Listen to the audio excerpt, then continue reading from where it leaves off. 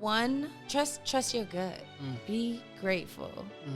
A lot of times people are, especially in the world of Instagram and social media or whatever, they're always looking at what somebody else has. Yeah. Or they're always looking for something to happen instantly. Like they're always looking for something, period. And a lot of times, a lot of great things are right in front of our eyes, and we're not paying attention to it because we're too busy looking at what somebody else got on their plate. You know, like.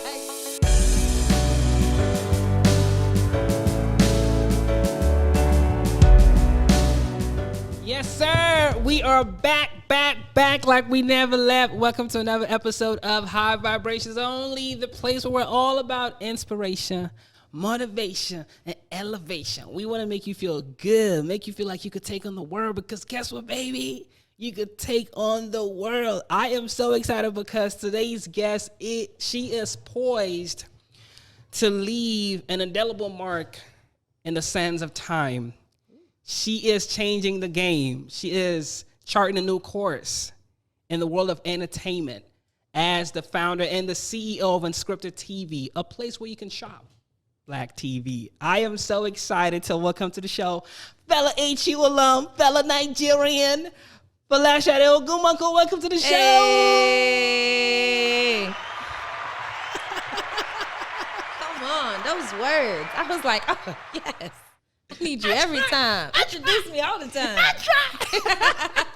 How you been? Man, good. Yeah? Yeah. Listen, I had to get you on the show because we met back in when I was doing my first short film, which was we were adapting one of the poems from my first collection, Love Notes, A Reflection on Love and Life, available now everywhere books are sold. But when we were adapting one of the poems into a short film for the Howard Woman, you being a Bison woman yourself. And I think we put out a casting call or something like that. And you had reached out about the project and everything like that. And you it was some things you were trying to start at the time. This was before Unskrypted, became what it is now. And you came and you wanted you were part of the cast for the project.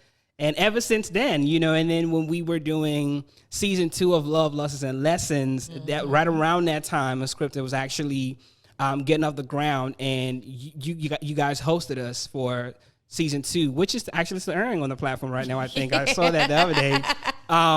But I was like, I had to have you on the show because I think I believe so much in the days, not despising the days of a little beginning, It's something about watching people build something from the ground up.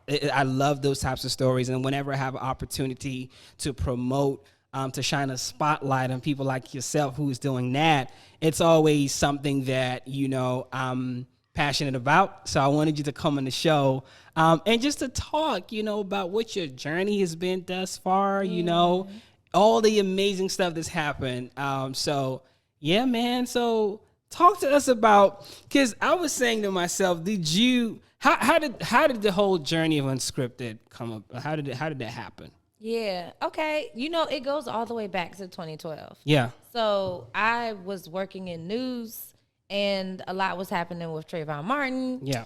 I don't know. I just think that something clicked in me that was just like, you know what? I don't want to be on somebody else's network talking about something that might not resonate with me the way I wanted to. Okay. I'm going to step out and do something completely different. And that started the lifelong journey of what Unskrypted has become. Yeah. Because I started working with businesses, doing their videos, their commercials. Then I started working with creators. And I found this missing piece between both of them, where creators are looking for brands that they can use and stuff so that they don't have to take off the wrappings on water bottles and stuff like that. And then and then you see that? And then but it's real. Right. And then businesses are looking for ways to be in front of audiences. Right. So why not put those two things together? So the more I started working with both, the more I started figuring out how it could work. And that's really how this whole shoppable streaming network came to be. And now we are really taking those big steps. And it is like a child. Like you're starting to be like, oh, adolescence and this and that. But now it's like, you know what? Let's learn how to drive. Let's do that. So that's how it started. It's interesting because one of the things that stood out for me is a place where you can shop Black TV. Why did you say that? Why did you guys go with that description for the platform? Because, okay, so you see how you have on this shirt, right? Yeah. A lot of times we are so flashy, so fly, so vibrant. Yeah. And when we see each other, you might want that. Yeah. I've seen TV all the time where I'm like, oh my gosh, now I have to go to the Instagram account to do all of this digging and research to find something that I should have been able to get right away. Yeah. So because I know that we have brands that are looking for that, because I know that there are big brands that are just copying the smaller brands before that they're able to actually do what they need to do. Yeah. I was just like, nah, cutting it out. Yeah. Let's do it. Let's put it all together. Let's make that happen. Yeah. So that's why. And because I'm a big shopper of Black businesses. Okay. Huge. Yeah. Like people come to me and they're like, what do you use for your skin? Yeah. What's this? What's that? What's this? Yeah. And I'm always shouting out what I use, who it is, all of this, all of that. So like, why not take things that are really a part of my life and the people around me's life and put it into something that can be beneficial for more than just me. Yeah. Was this something that you were ever worried about? Because at this time, so many streaming platforms out already. Was that a concern for you getting started? That wasn't the case then. Okay. When I first started, there were not a lot of streaming platforms. No, I'm saying like, you got the big guys already there. Okay. So with that concern for you just starting out, like, how am I going to, did you ever think about competition and, you know what I mean? And being as big as these other guys? What were your thought process? Did you ever consider that, you know what I mean? As when you were getting started? You're forced to. Okay. Some of the questions that people ask you, especially if you even think about going the route where you're talking with investors is, what's your competition look like? Yeah. How are you different? How is this? And I think that every time that and there was a answer that people used to say, like, there is no competition. And that's not true. There is competition. Yeah. But the reality is, similar to like I said about how we wear stuff, how we do stuff, nobody has done it right. Yeah. Nobody has the right sauce on it. Yeah. And they have the money, they have the people, they have the manpower, they have everything that they need to make it successful and still haven't been able to do it. So to me, that means that they're not my competition. If anything, they're looking at me to figure out what they need to do. Yeah. And I take that with, I'm proud about that. And I think that is something that I'm able to I'm glad that I can be malleable. I'm glad that I can learn with you and from the other people that I'm working with, because that's something that these bigger businesses can't do. They have to go through boards of people to make a certain decision, while we can just change something at the drop of a dime and be able to elevate from that. Going viral can change someone's life, you know? Absolutely. Yeah. And we're in that state where we're able to do that. And that's why I don't think of them as like competition. I think of them as like, okay, that's cool. Yeah. You spoke about, they have the big machines and the money and everything, but they still haven't been able to do it right. What would you say, because we can talk about it now because Unskrypted is already out there and it's doing its thing. What is something that you would say that you're doing differently that these guys haven't quite tapped into? I'm incorporating the thoughts and the processes of the people that I'm working with. Yeah. So if there is an idea that someone wants to bring to life, we're able to actually do that. Got it. I think that when we're talking about these big networks, that they are the ones that wants to kind of own and hone in on everything, change up what other people are doing. You hear all the horror stories about people having to change something or anything like that. Yeah. And I think that we're able to bring that creative space for people to come and feel it. Yeah. So I think that is absolutely the difference. And I think that is the way that we are going to be able to redefine our narrative, which is exactly what we're doing. Because we got big things coming up. I love Sade's passion, man. But there's something we always do in the show. So get a water. Go ahead. What we about to do? Flip the glass over, pour you a little bit. You know what I'm saying? Something we always do on the show. Because we don't have any libations today, because as you guys know, I've been sober for I think about 4 months now. Wow. Really. I'm not sure how long. I think the plan, people ask them, the plan is actually to be sober for forever. You know what I mean? So I haven't touched alcohol, but we do drink non-alcoholic stuff. Today we just couldn't get it, but we're still gonna do a cheers per our tradition. Wait, we have to pause. I've been sober for 3 months now. Yeah? Yeah. Oh, no man. alcohol. Yeah. Just a natural vibe of, you know what? I need to focus on what I need to focus on. Yeah. And I have such a high energy myself. Yeah. That I don't even need to add nothing to it right now. Hey, listen. Like My journey, it was because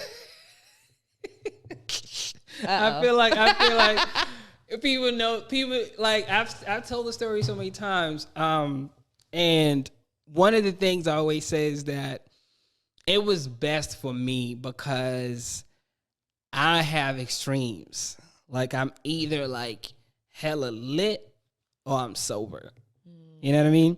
Like, how they say occasional drinking, like, nah, I'm not having 1 or 2 glasses. I was like, I'm gonna have 3, 4, you know what I mean? So, and I found that it was affecting, I wasn't as productive as I'm supposed to be because of that. And I was horrible. Like, I was not mixing my drinks. It's like no chases with me. You know what I mean? Hey. But, it was just a decision that I felt was good for me. And plus, the reality of it is you start thinking about, like, what are you really missing out on?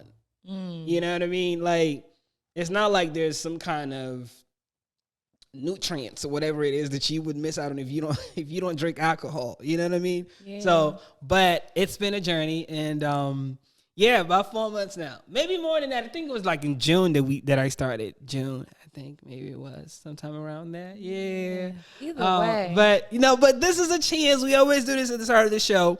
This is cheers to more life, more health, more wealth. Amen. Hey. There it is.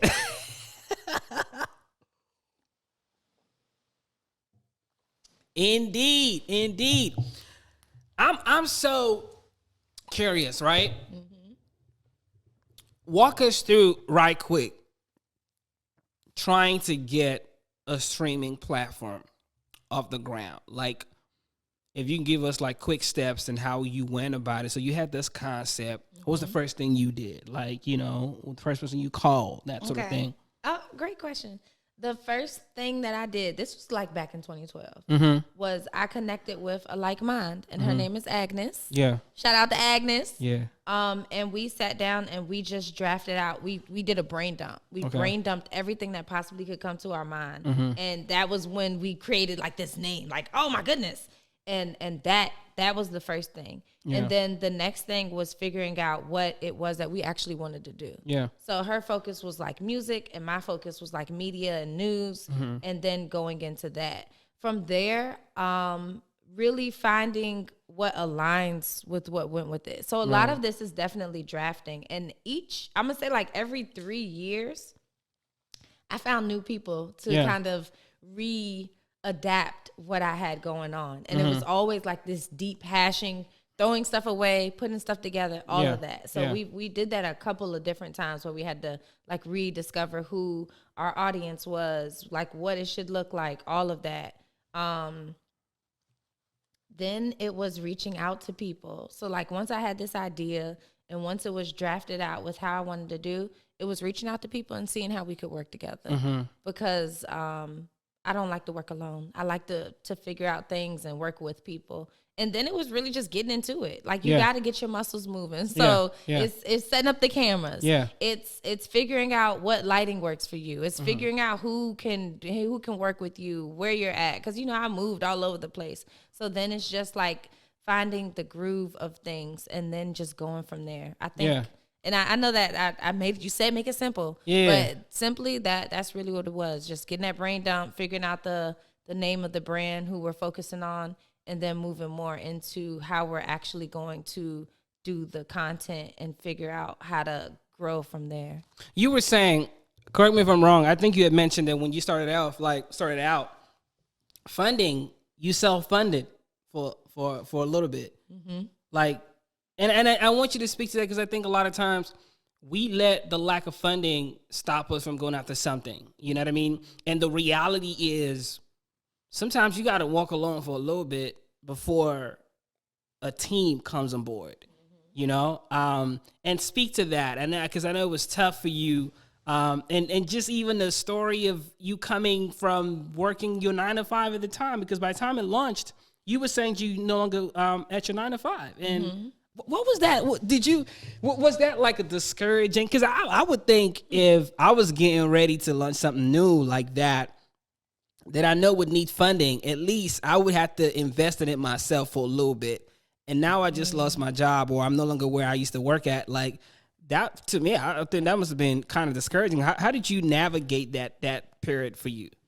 I think everything is a mindset. Yeah. So I was already in therapy. I was really comfortable with my life, with the things. I was grateful and had so much gratitude with where I was at in that moment. Yeah. I had a date on my board for when I was going to quit my job anyway. That's crazy. So I had a date on the board for the next year that said, by this time, I want to be financially stable to be able to quit my job and to go full-time in Unscripted. Yeah. So when what happened, because y'all know 2020 was the craziest year. Yeah. So when what happened,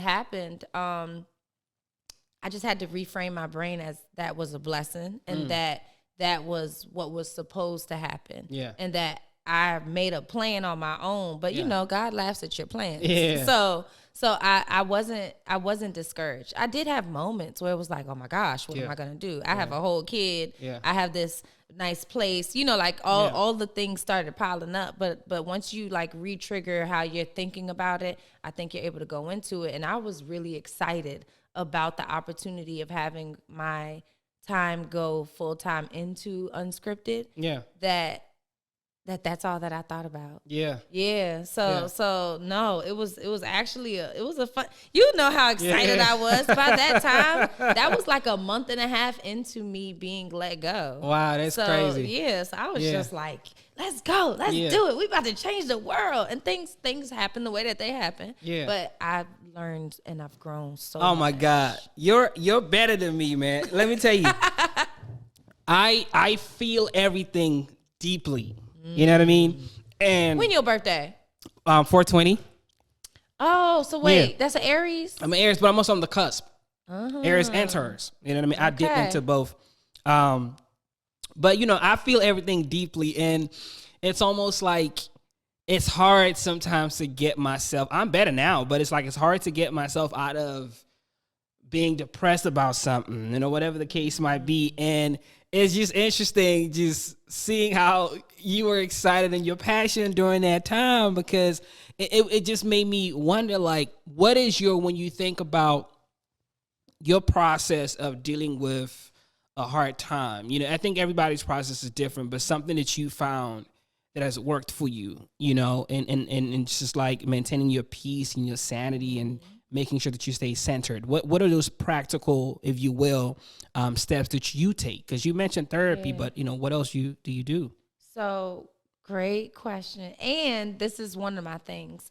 The very first thing, and I think the most important thing that I do, is I practice gratitude. So like earlier, I was literally on the live because I was in standstill traffic on the way here. Yeah. I was on the live and I was like, I was in a car accident today. Yeah. But I had to remind myself, like, oh, I'm so blessed to have a car to be able to say that someone hit me. You know, like I have to like pull it back and be like, dang, this is, and then be like, but I have a car. You know, because a lot of times I think that we really do take things for granted, and when you can pull something back to the smallest thing, you can really find something great in it. And I went through some tough stuff. Like 2022 was one of those years where it was like, girl, you know, but like, so within that, the main thing that I had to start doing was practicing that gratitude muscle, where I can in any moment be able to say like, no, I have to be grateful for this opportunity. Yeah. Even if somebody passes, I have to be grateful to even have known them to be upset. Yeah. Like, dang, I'm hurt because I love them so dearly. You know, like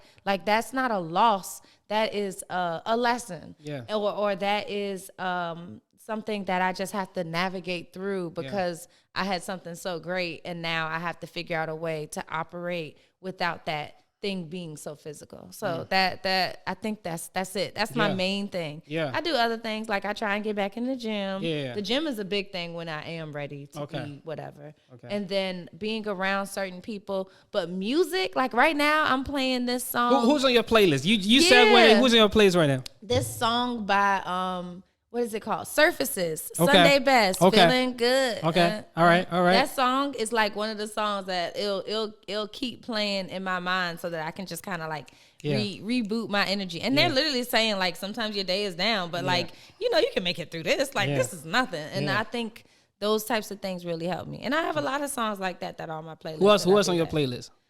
Why are you doing this? No, I'm just joking. Let me see. Dang. Because my playlist is crazy. Like it's all over the place. Okay. So like I'm also learning Spanish right now. So I got a whole bunch of like Spanish songs on there. But then Crazy Things by Tim's or Soy No Celioso by Bad Bunny.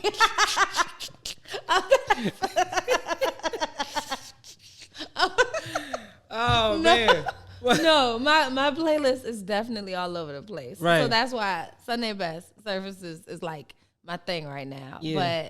But there are certain songs filtering through, and I feel bad that they're not all popping in my mind. But give me your top 3 Afrobeats artists.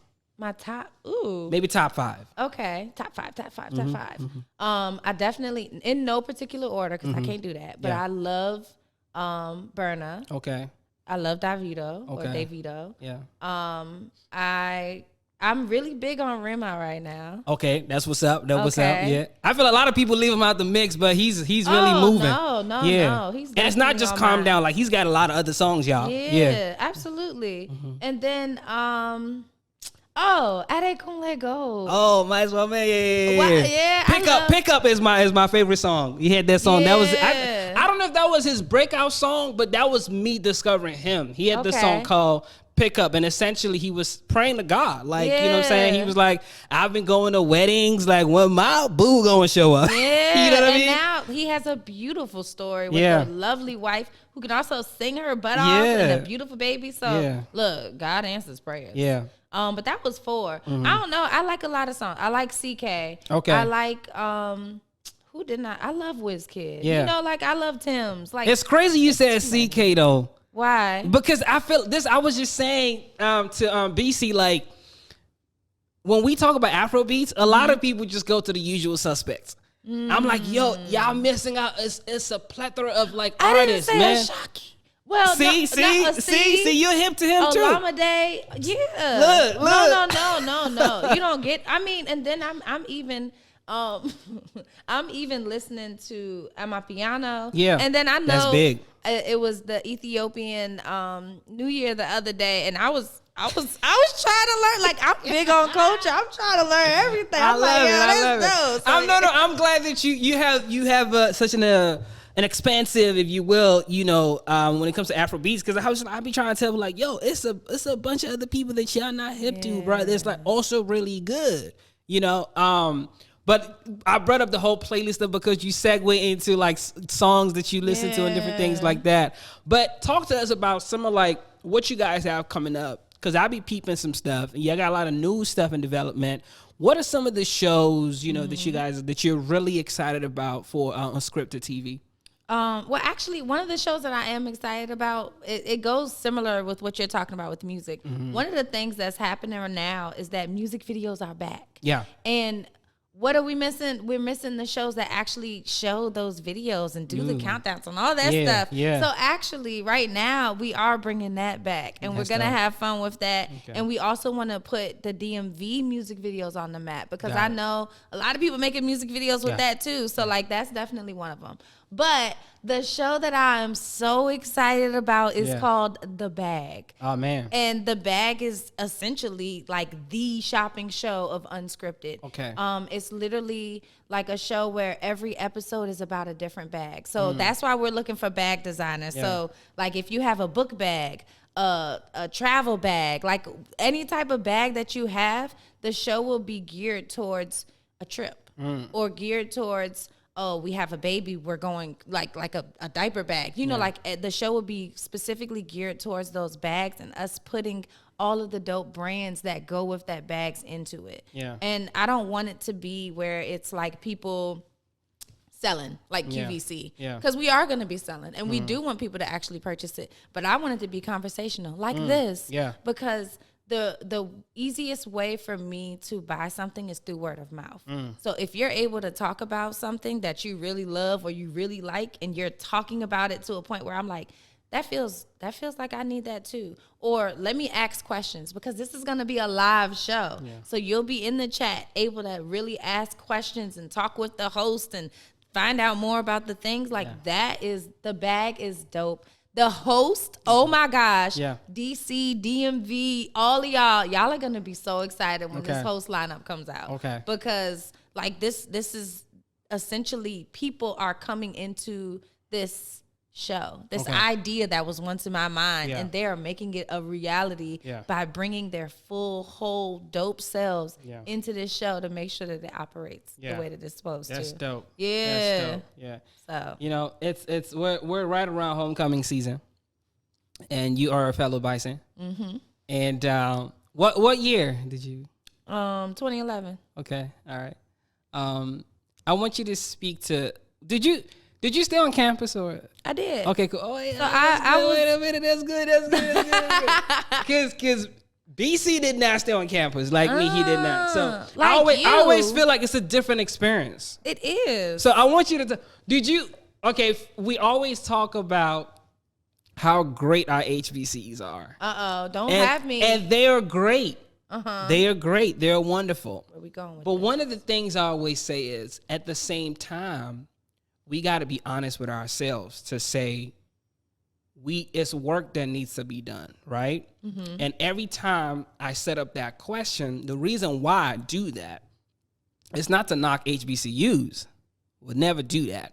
But it's to speak to alums, to let them know that the work that needs to be done, we all have to do it together. Mm-hmm. You know what I'm saying? Like, you can't talk about HBCUs and what's not happening if you're not doing anything, right? I'm a firm believer in do the best you can, no matter how little it is. At least you're doing something. Okay. So when I speak to people such as yourself who went to HBCU, it's always, when you look back on your experience, if you could change something, what would you do differently, whether on your end or when you look at the school that you wish they had done differently? If you were to improve on something, what would that be for you?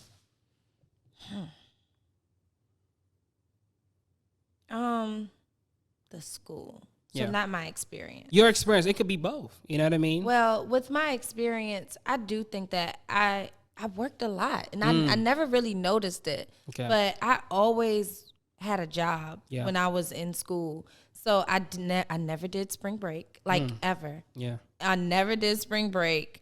I wish that I had done more immersion. I wish that I was able to actually be in the moment of school. Yeah. And then my senior year, I was pregnant. So so I just missed out on a lot of things based off of like almost growing up too soon type of decisions. Yeah. So that's on me, and I take that. But when it comes to the overall school, it's not something that I would say I would have told Howard to change, but there is a lacking of a connection that happens while we're in there when it comes to the people who are in power, I guess. And I don't know what that turnover or that connection or that vibe is supposed to be, but I'm hoping that it's coming along, you know? And I agree with you. Like, you have to do something in order to see the change that you want to see. And I do feel like it's something that has to happen from within and from without. Yeah. Like, it's not just on one side. It's not just on the alum. It's also on the invitation. It's also on, like, the vibe, the growth, the this, the that, all of that. And I do think that we need to kind of figure out that thing. Yeah. But listen, I you know me, I don't hold back. They know me. I keep it $150. Oh man. I'm like, listen, I can speak about it because my love is never in question. My commitment and dedication to Howard is never in question, and they know that. the A building. We got to work on that.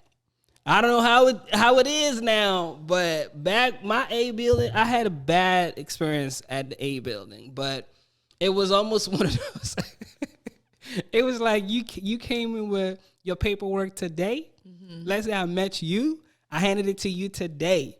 Then I come tomorrow just to follow up with you. And they lost it. And this is the crazy part. You didn't deny that you didn't get it. I didn't give it. You was like, oh yeah, I remember you. I just don't know where it is. I said, at least she was honest. It was that. And then I found that it wasn't just me. There was so many people. So that was one thing. I don't know, guys. Howard, what can we do to make that better? You know what I mean? I was just at Howard yesterday, actually. We did some stuff with Victoria Monet. Shouts out to her on my mama.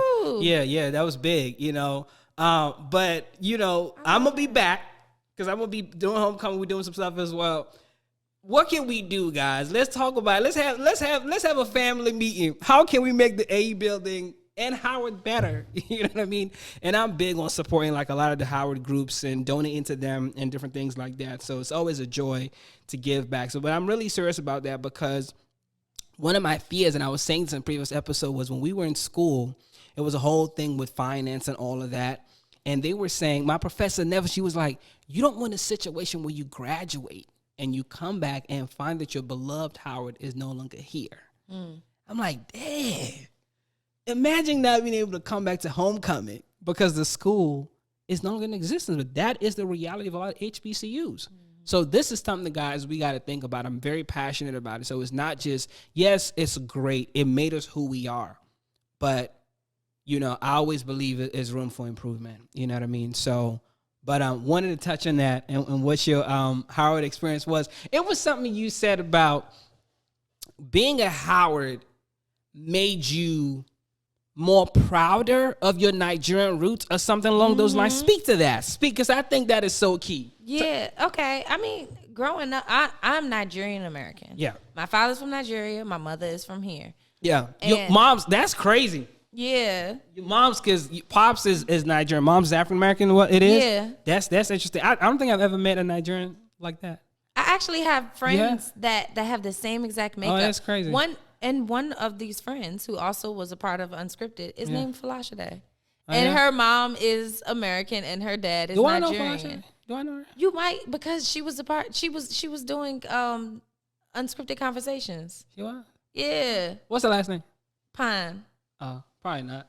Oh my goodness. All right. Had me put her whole government out here. No, I'm just joking. but so growing up, like my dad did things, but the reality is the woman really does hold the culture in the home. Absolutely. And I was like, he would make jollof or stew, and I would be like, Ma, I want McDonald's. You know, and we would go get it. Yeah. So growing up, I really have to say that I didn't grow up as strongly as I needed to with my Nigerian roots. Yeah. It wasn't until I went to the illustrious Howard University and met some of my most dearest friends. Yeah. I'm shouting out Jumi because when I met Jumi, both of her parents are Nigerian. Yeah. She speaks Yoruba. Yeah. You know, like, and the friends that she has from the DMV is so vibrant when it comes to that culture that I was just like hungry. We went to a party. She invited me to a party, my introduction to Afrobeats. Yeah. And at that party, this man tried to dance with me, y'all. Yeah. And I was like, I don't know how to dance. And I'm clearly a dancer. I was on a dance team at Howard, but I don't know how to dance to Afrobeat. So I felt like I don't know how to dance. And he said, "Oh, you fake!" Like he just started calling me all these names. So I'm at the club. I go outside the club. I call my dad. Is he African? He's Nigerian. So I call my dad outside of the club, crying. Dad, this man called me a fake. He told me I'm an imposter. He said, "You imposter." Like that's what he said to me. Wait. This is at Howard, he said? What? Okay, this was what, 2016. This is so after. This is postgraduate. Yeah, but still. It's still, I'm lying. It was like it was like 2014. But I still graduated. It doesn't matter. Right. I was with Jumi, and I said, I'm going to Nigeria. Oh, my God. Something just flipped. I went to Nigeria that next year. Oh, my God. The people that we were at that party with, they were like, oh, we're going in December. And I just made it my business to go. Yeah. So in 2016, I went, I did this. Like, so my connection with Jumi and just meeting people and seeing them in their element, and then having that situation of being called an imposter. That really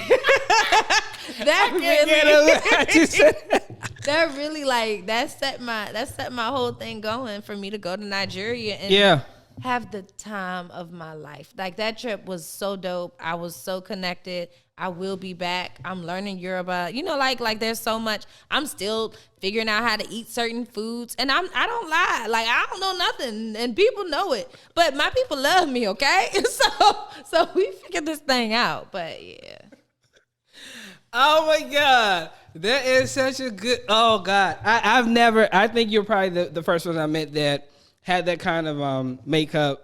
It was interesting because I was talking to an Afrobeats artist, T Maney, and we were talking about this rift. I think it's a ridiculous rift sometimes between Africans and African Americans, you know what I mean?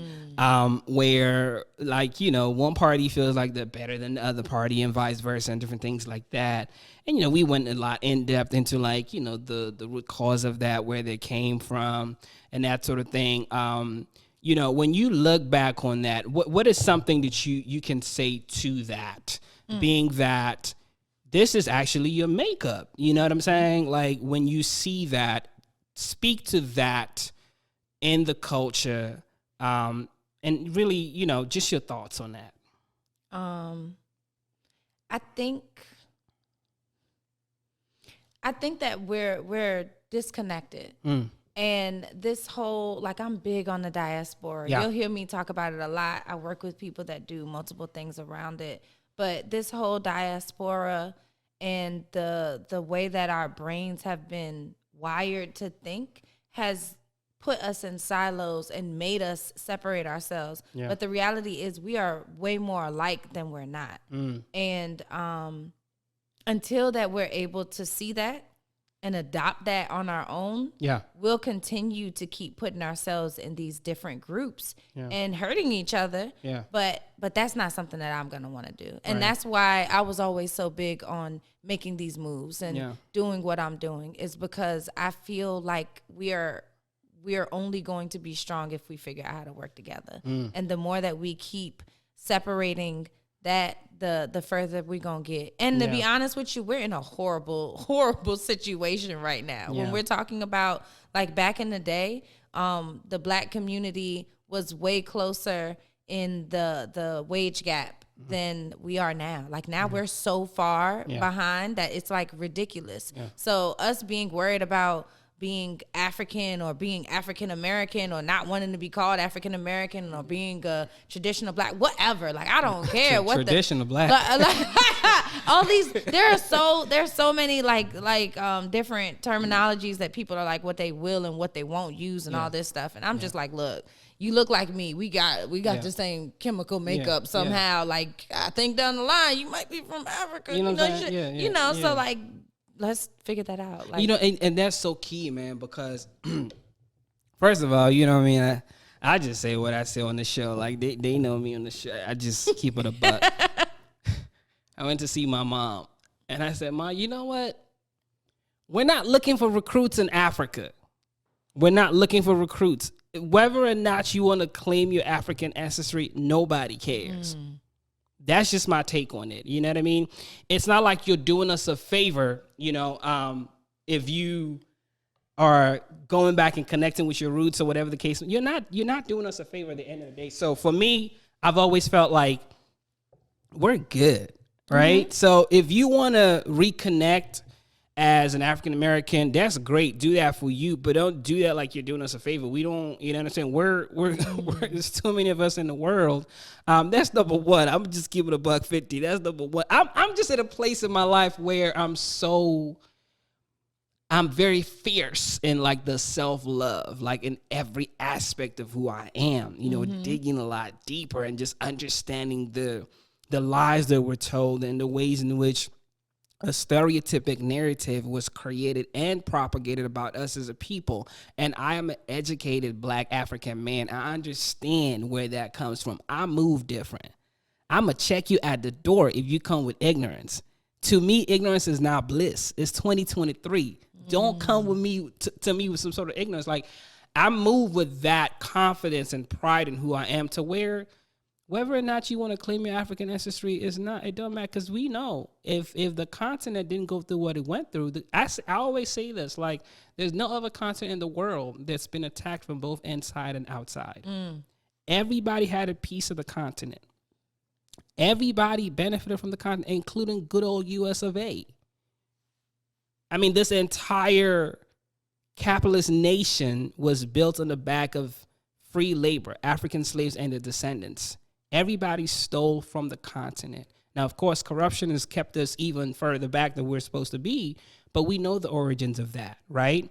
So, because if the continent was like, you know, any of these other continents out there, like Europe or whatever it is, y'all be so quick to identify with other places and say, you know what I'm saying? Like, people talk about, oh yeah, I went to Paris the other day. I know this, I know that. And it's like, you don't know anyone from those places, but it's something about the fact that you identify or you want to go over there because of what narrative. Narrative is so key, right? That's so understanding that for me makes me move different to where I know where it comes from.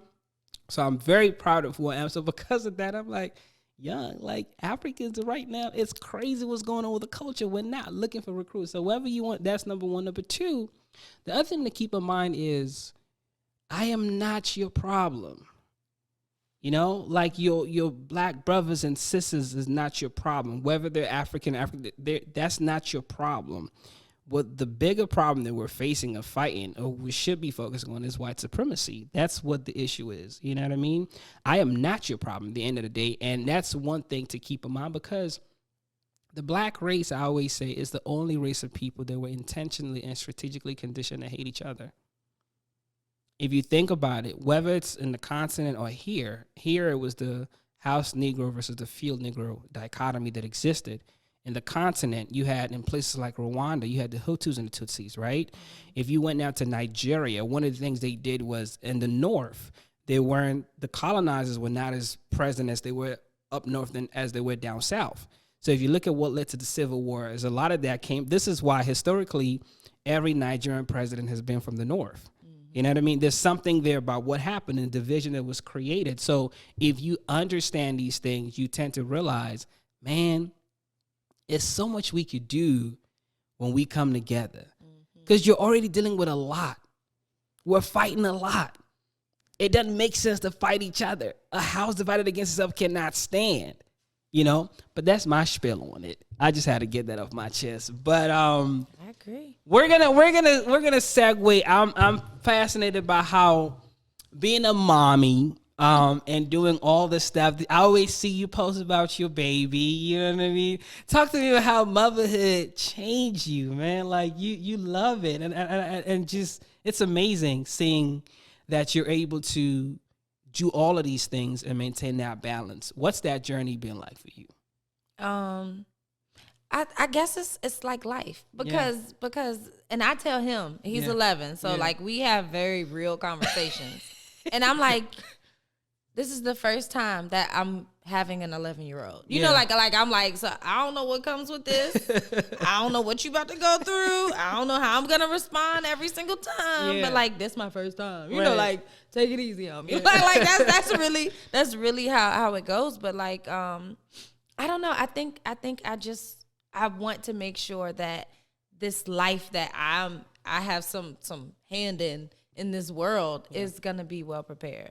So that is him seeing me do great things. But that is also him understanding his emotions, his feelings, and what he wants to do. And knowing that I'm gonna support him. But I'm gonna be like, hold on now. But you know, but no matter what, I'm gonna support him with what his ideas in those realms and whatever that case is.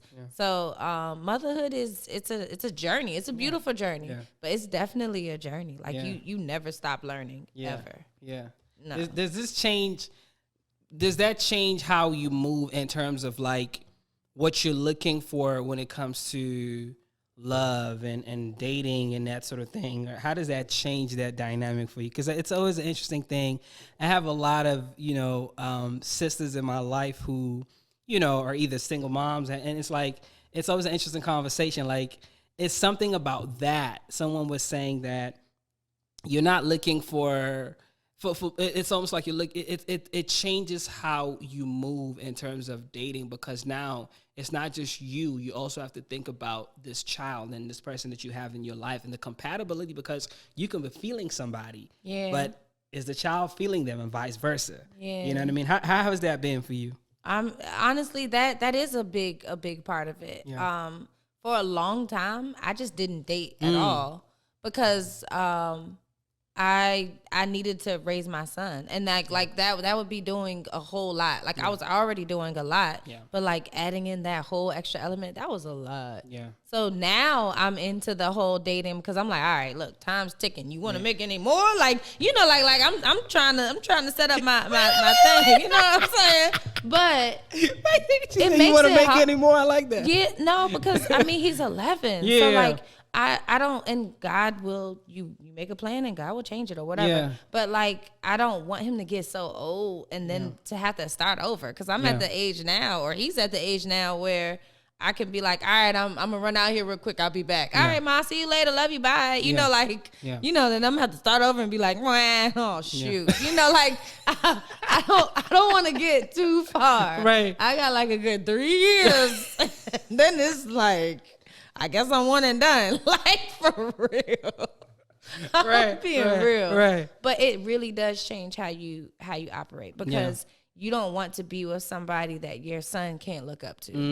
And you absolutely don't want to be with somebody that doesn't add to what you're doing. You know, like your partner is exactly that, a partner. When you're going into business with people, like, I really think that it is a business agreement.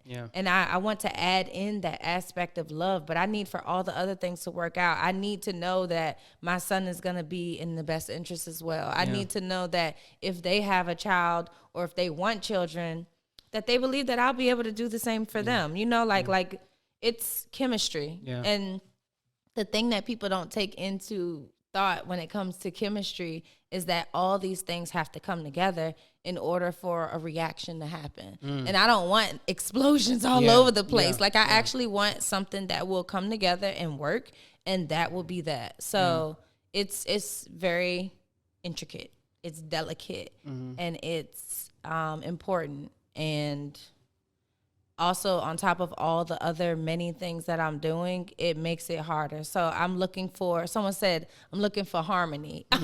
You know, I'm looking for things that just kind of work and flow and vibe. So it makes it hard. So speaking of dating, I told them in the previous episode that because I asked a guy this question, that my next guest, I'm gonna ask her this question since she's a woman, because you're dating now. Or, what are some of the things that that you wish that men knew about women?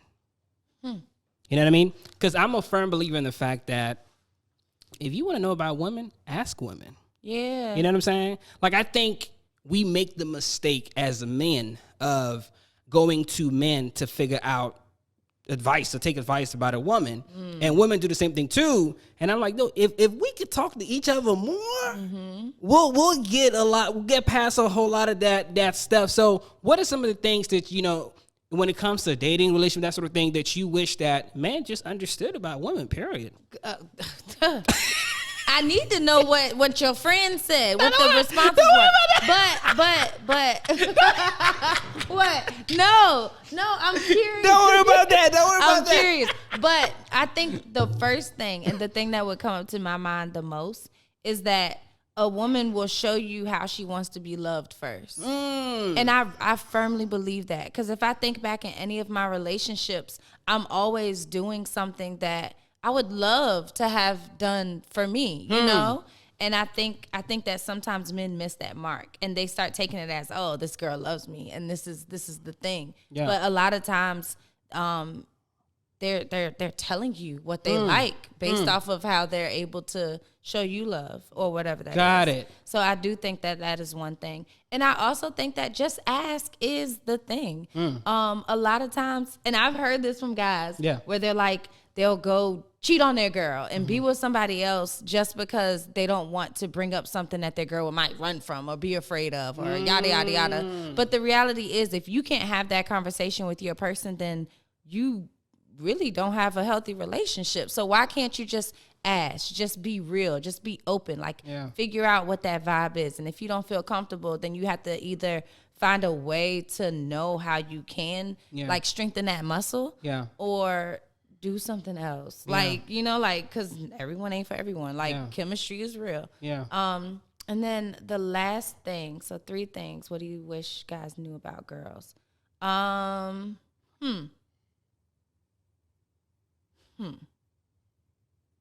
That we are not that difficult. Really? Yeah, really. Wait a minute. Really, but I'm trying to find a way to like break that down. Because we think y'all multi-layered, complicated. This is new. No, I'm learning today. No, I'm trying to find a way to like break it down so that it can be like A plus B equals C. But like, we not that difficult. Hey, let me tell you something. I tell you right now, I'm sure a lot of the guys will be like, what? Y'all not that complicated? Wait, what you mean? Because we always think, but so why do you think a lot of men feel like women are complicated? Why do you think we have this perception of you guys that we think y'all are complicated? I think it's from the first 2 things that I said, that they don't want to speak directly to them, or they don't feel comfortable or safe doing that, and that they also haven't been able to kind of read what the person is doing for them, and finding out from that, because it's like a job interview. Like when you're with someone and you're seeing what they're doing, you're able to kind of see the reciprocations of what they want and how they want, or the love language. That's what people are always talking about, these love languages. Yeah. So I think that guys probably just, and I don't know, I don't want to speak for guys. I actually like hearing from guys, but I do think that there's some disconnect when it comes to that whole communication spiel, and that's really it. Yeah, we think y'all complicated because sometimes simple questions like what y'all want to eat, like that's. But I saw somebody debunk that code. He was like, guess where I'm taking you out to eat? And she was like, I don't know, Shake Shack. And he was like, yeah, Shake Shack. Shake Shack. That's where we going. But hold on though. I will say to her credit, she at least said something. She said Shake Shack. Because the challenge sometimes is, what you want to eat? I don't know. You want to go Chick-fil-A? I don't know. I don't know if I like Chick-fil-A. Well, you want to go Popeyes? I don't. But another thing that you could do is you could be like, you know what? I would love to have some pasta. Like, say what you want. Yeah. And then obviously you know that when you order your food that the person is always digging in your stuff. Right. So say what you want, and then have them be like, that do sound good. You know what? Let's go get that. See? That's another answer. Y'all be playing games. Well, what do you want? Well, tell me what you want. Nah, say what you want then. Hey, because why I got it, let me tell you something. Oh, God, listen. It's not that simple. I don't feel like it's that simple, because if I said that this is what I wanted to eat, right? A lot of times you might say, and this is usually what happens, and I'd be like, well, I'm getting this, right? You like, oh, I don't want that. But what happens if I end up getting that? Now, here you are trying to get from my plate. That's one thing women do. Another thing y'all do is, how come we order the exact same stuff, but y'all still got to eat from my... What is that? So, wait. So, here's what that is. Okay. Because help me out. Aesthetics are big. Okay. So, I like burnt stuff. Okay. Right? So if I notice that we both ordered this salmon dish and yours has like a little crust around the edges where it's more cooked, I might be more prone to your plate. Yeah. Because why they give me this uncooked one? Yeah. How we don't got the same? Did they put them in at the same time? Like, maybe we should just switch plates Yeah. and start there. We got the same thing. Let's switch plates. Wait, Braden, you sound like you wanted to say something about what was you gonna say? So that one day. So for what he's saying is that, you know, because he was off mic, he was saying that his thought on that is that sometimes women don't know what they want to eat, or it's not even a question of them not knowing what they want to eat. It's a question of them wanting the man to lead. You know what I mean? Fellas, how y'all feel about that? Is that really the case? You know what I'm saying? Like, because another thing on that, not to play devil's advocate, is that sometimes you don't want to run into a place in a space where it's almost as if you're assuming, right? Mm-hmm. Like, oh, okay, well, you know what? I ain't gonna ask you what you want to eat. I'm gonna just be like, this is what we doing. Because at the same time, you want to strike a balance because you don't want a situation where she loses her, what's the word? Like who she is and that sort of thing. Like, oh, you didn't give me an opportunity to tell you what, you just assumed. Well, because I knew you was gonna take forever. How you know? Then now we have a whole fight. No, to his point, I don't have all the answers, guys, but to his point, that is exactly it. I think that's it. That women are actually looking for men to lead. Sometimes people want to let me lead. That's not what I'm looking for. I'm looking for you to listen and then make the proper decision. Okay. So if you hear that I'm like, I don't know what I want to eat, and then you're like, you know what? I heard about this really dope spot the other day. You should check it out. What? Putting on my shoes. Let's go. Hey, free game. Because a girl does like a man that knows something. Like if a man is like, I found these 5 spots that I want to check out and I want to check them all off with you. What? Yeah. Where are we going to first? Yeah. Right. Okay. So yeah. That's actually, free game. That is. Yeah. I think that is it. That they actually want to. We just cracked the code this evening. We did. We just solved the whole. Let me say something. But I want to end this on seasons, right? I feel like I think it was Eric Bernard who said that, Dr. Eric Bernard, who said that we live life he said we live life in stages and we arrive on levels, something like that. Or maybe it's the other way around. But his point being that we're all going through different stages and levels of our lives. And when you think about this season of your life, what is this season for you? What are you focused on in this season of your life? In this season of my life, I'm focused on doing. Yeah. I think that there were seasons where I was planting. Yeah. And there were seasons where things were growing and other people were watering me or I was watering other people. But I think in this season, this is like, I guess, harvest season, or maybe even beyond harvest, because I think things are picked, but now it's like, let's go, like let's sell, let's do, let's move. So I think that this season is a season of doing because I know that I am at an elevation spot where things, like I can feel things all around me changing. I feel myself changing. Yeah. And I think that this is definitely that season of like the next level, the elevation of me. Yeah. Yeah. Yeah. I like this season. I do. Yeah. I want you to close it out. If you were to speak to that young girl out there who's, you know, maybe trying to do what you're doing or whatever it is she's trying to do, what are some words of advice that you can share from your experience thus far, what you've learned and what you've seen? Maybe top 3 things that you would share. It could be also, in a way, speaking to your younger self. You know, what would you say? One, that trust your gut. Like you do actually know everything that you're supposed to do. You are receiving the guidance from around you, from God, from whatever it is that you believe in. You're receiving the guidance to do what you're supposed to. So trust that, because sometimes when you put it off, you're like, dang, I knew I should have. Yeah, you should have. Yeah. You right. Yeah. You know. So that would probably be one of my biggest ones. The other thing is that and I say this a lot, and I think now I just kind of own this thing where you can do anything. You can do anything that you want to do, but you can't do everything.